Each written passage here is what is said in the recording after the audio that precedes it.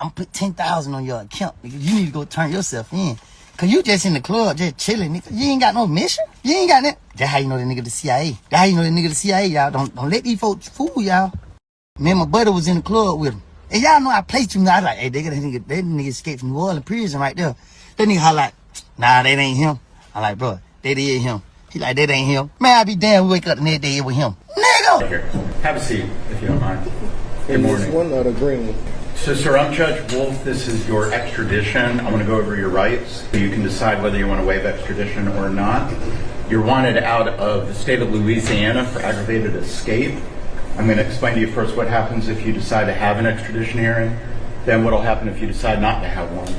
So you have the right to an extradition hearing if you choose. You have the right to hire an attorney to prepare for and conduct that hearing. If that's your choice, I will postpone the hearing for a reasonable time, 60 to 90 days, for you to obtain counsel. The law does not give you the right to a public defender or appointed attorney for purposes of extradition. If you choose to have the hearing, I will reset your case 60 to 90 days to allow your attorney to prepare for the hearing. At the hearing, there will be 3 issues. Are you the person named in the warrant? Did the governor of Louisiana sign the warrant? And what you're charged with in Louisiana, is that a crime in that state? I cannot consider your guilt, innocence, the merits of the case, or evidence connected with the underlying case.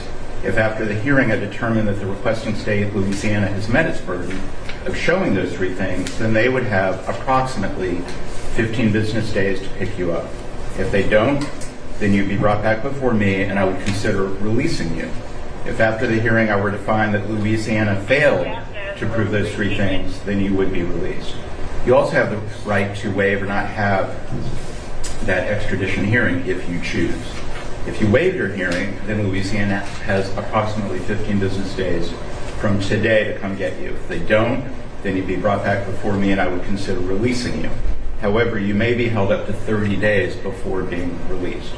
Regardless whether you're released in Georgia, you are subject to arrest again at any time as long as this Louisiana warrant remains active. So even if you are released, you may wish to consider returning to Louisiana to have the matter resolved. Also, the media is here. I want to let you know they filed the appropriate paperwork. It's called Rule 11, and that was signed by one of our judges, our chief judge, and so they are here as well. You also have the right to remain silent. So let me just ask, though, do you have any questions about your extradition rights? No. And do you want to challenge extradition, or do you want to return to Louisiana? I want to return where I'm from. You want to go back to Louisiana? Yeah. Okay. So I do find you freely, voluntarily, and knowingly are waiving